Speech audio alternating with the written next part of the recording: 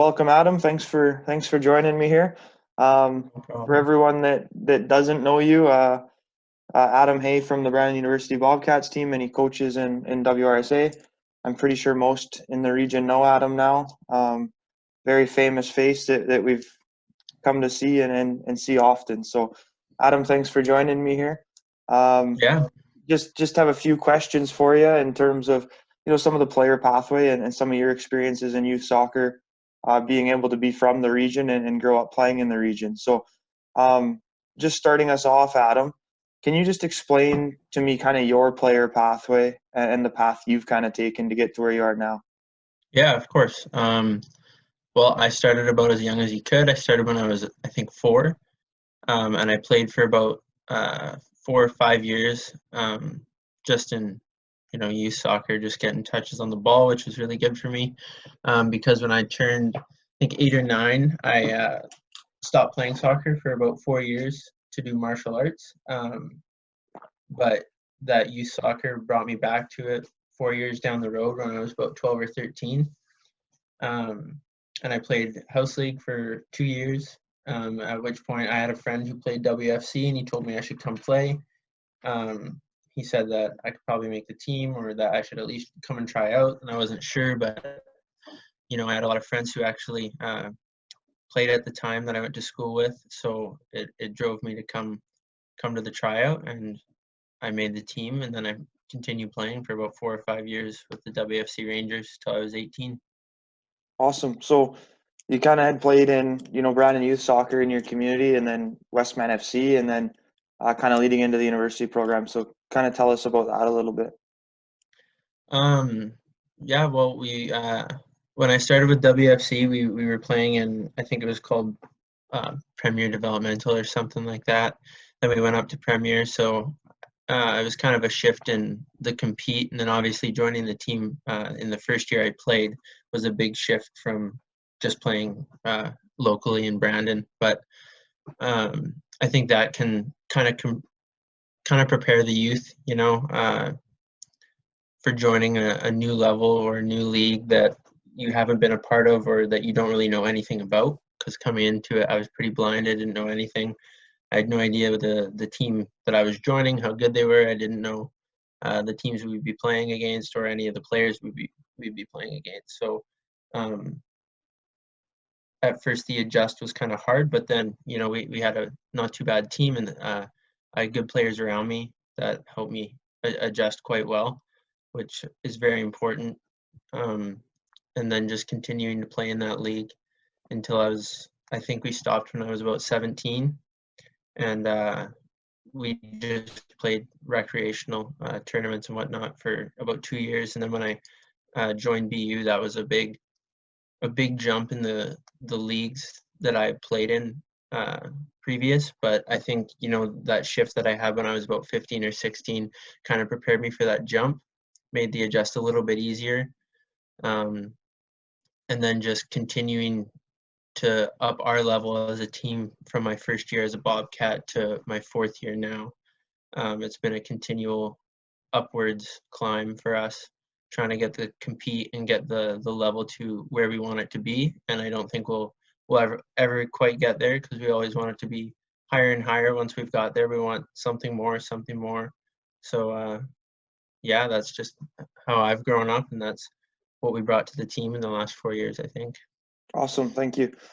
So how do you think the player pathway kind of benefits or provides an opportunity for the younger players in our region, both for, the ones wanting to play more competitive and potentially in university, or for the ones that just want to play in their community and play rec, and then maybe the women's league as they continue to get older? Uh, yeah, like the club soccer for me, it's just a good stepping stone towards wanting to maybe play at a college level, university level, whatever you might want to pursue at a higher level. Um, it prepares you from that jump from just playing in your local community to going up another level to playing, in my case, into the Winnipeg League, into WRSA. Um, and that even that jump for me from Premier League or Premier Developmental to the top one Premier, it just keeps preparing you that there's another level from where you're already playing. You can still go up, and that jump really helps me. It helped me prepare for coming into college or university. And then, like, if you just want to play rec or you just want to have soccer as something you want to do for fun, which is great, then like in Brandon, there's the women's league that lots of people can pursue to play in, and that keeps you close with your friends, keeps you in shape, give you something to do. And then also, I play in the men's league out of Winnipeg with the Brandon Inspire FC, Right. and that's something for me to do now that I'm done with BU. So it's just, I don't know, there's always different leagues you can play in and different levels, and I think that youth pathway from either playing with the Westman teams or just playing recreational with whatever league you play in, it can prepare you for whatever you want to do. For sure. Awesome. So tell us a little bit just about your experience with BU. So kind of moving up in that player pathway, going into BU your first year, you said you weren't really sure what to expect, but kind of tell us about the 4 years you spent at BU and, more than just the soccer, but the schooling and the friends and all that kind of stuff. Yeah, well, I think soccer-wise, it was a jump each year. I don't think any of my 4 years were the same.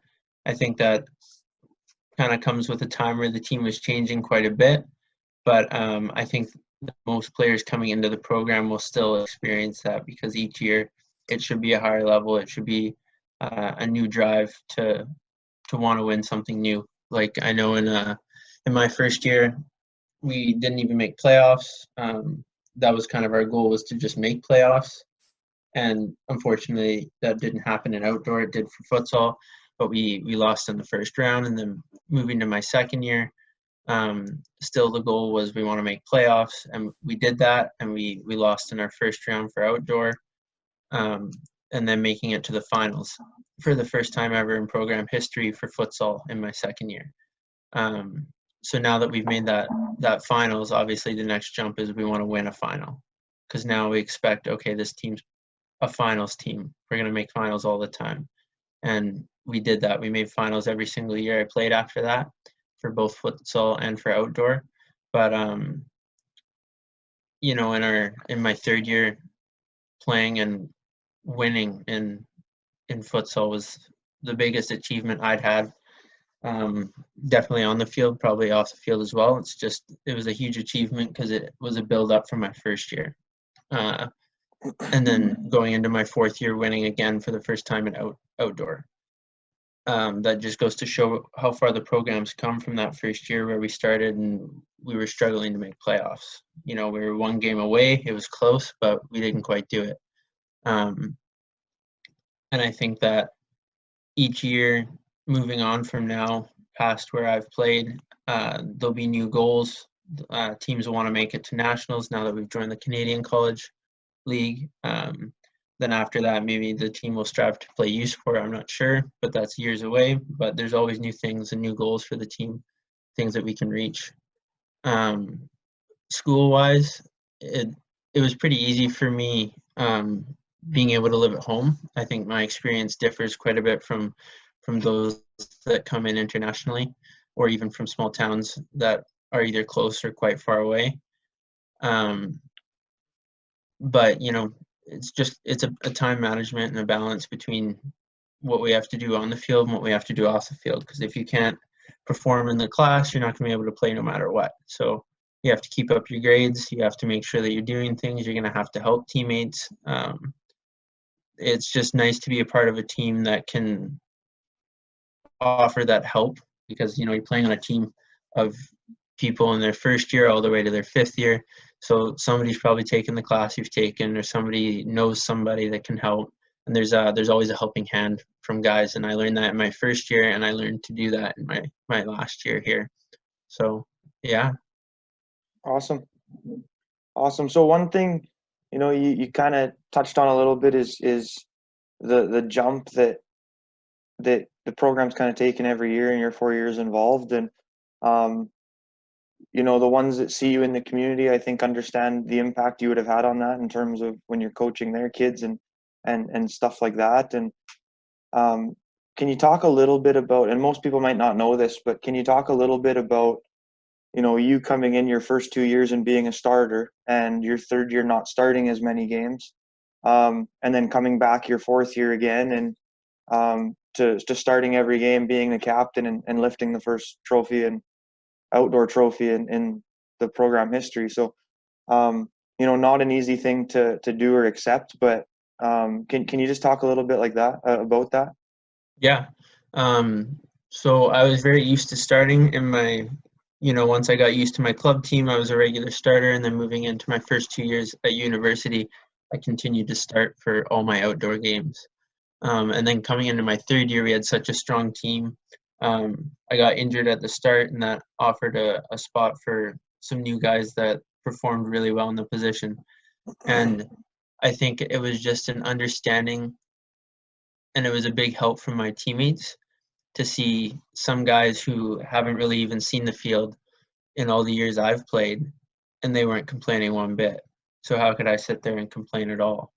Um, and they really offered help, maybe not even with words, but just by their actions. They showed me that, you can contribute just as much, if not more, even if you're not starting. Whether that comes from helping guys out in class, or whether that comes from, getting things ready for the practice, making sure the compete's there so that guys that are uh, in that position and starting whatever it is, you're still giving them a good compete level. But you're also making sure that everybody's working, because if those guys show up and they're not ready to work, they're not ready to play for their position, then I'm ready there to take it. And they did the same thing. They made me compete, and each week it was a competition to see who could start, to see who was ready. You win some, you lose some. Um, but with that team, it was a huge honor to be a part of it, because we were so successful. We were so good.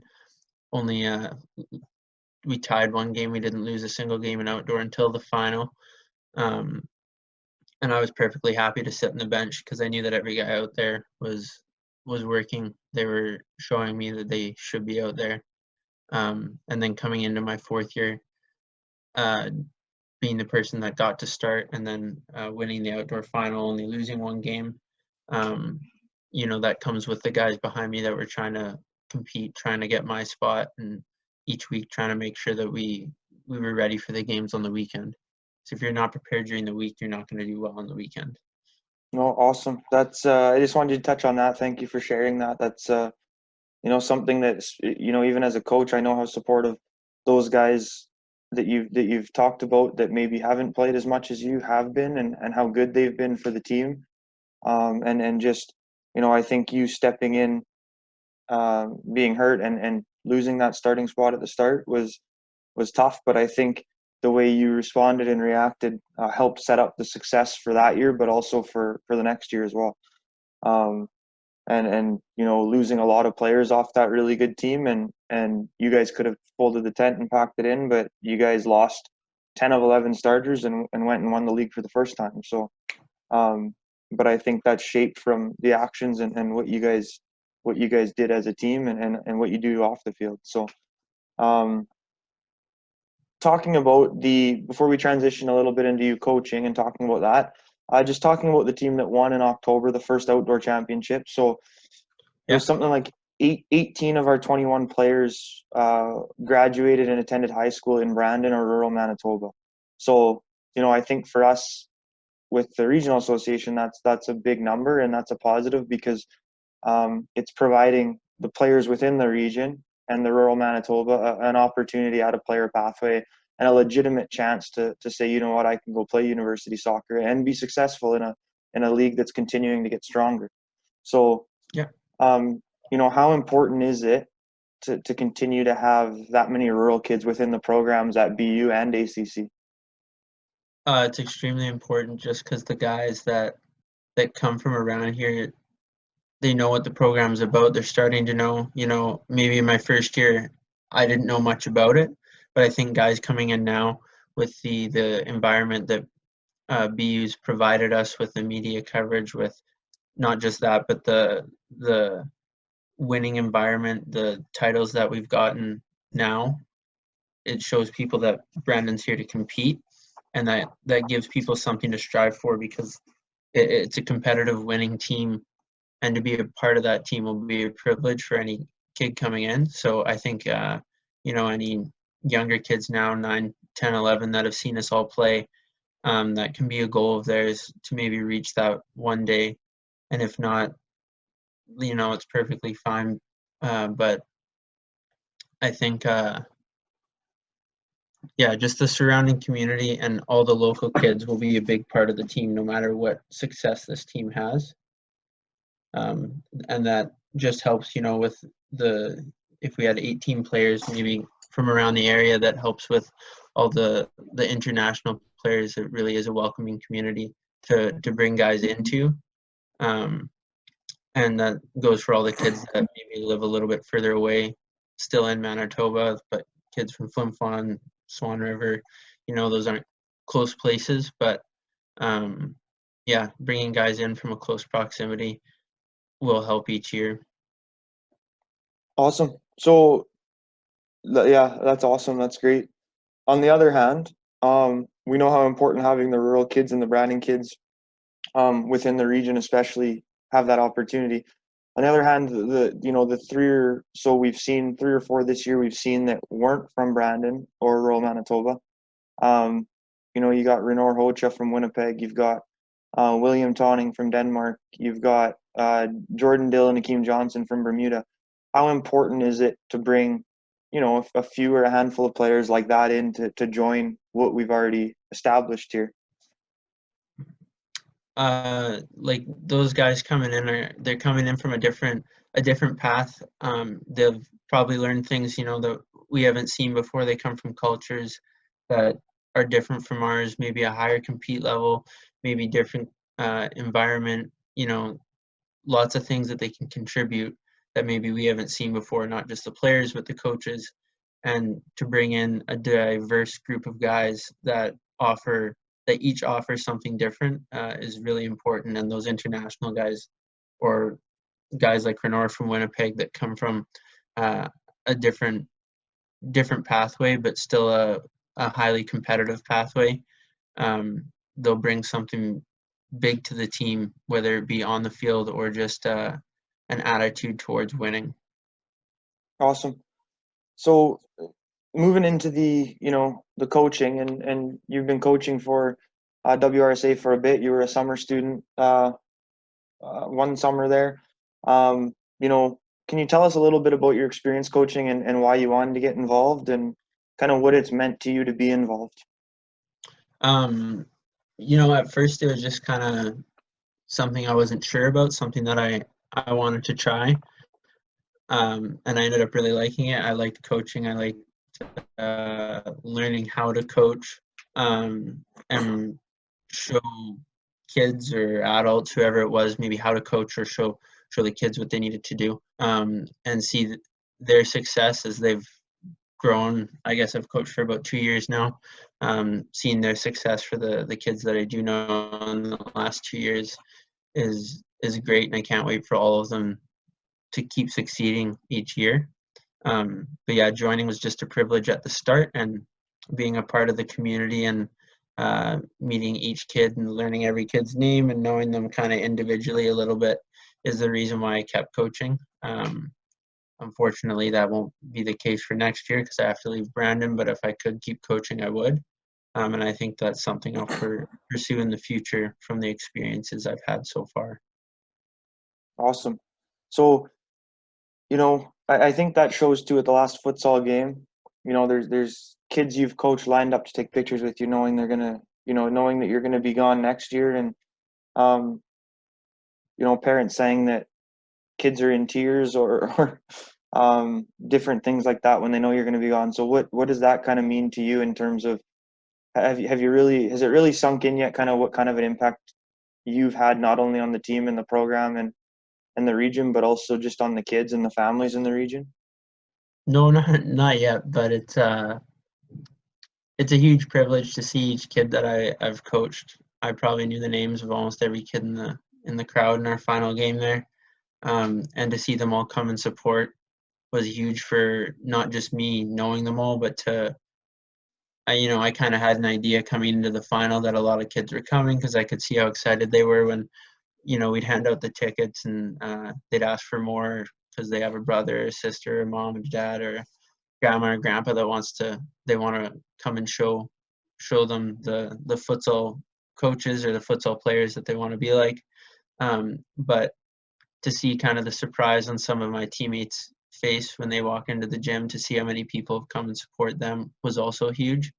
So it's great to see a community support our team like that. And I think it'll just get bigger and bigger each year as the program grows. Yeah, absolutely. Awesome. So before I let you go, Adam, we got a couple questions that have been submitted that want to be asked. So All right. Sydney's asked, from Sydney here, what was the best part of playing university soccer? Well, for me, it was it was winning the titles, the two titles that I won. But just having a group of guys, in my case, always around and always ready to support. Um, Gaining friends that I'll probably have for the rest of my life, whether I see them all the time or not.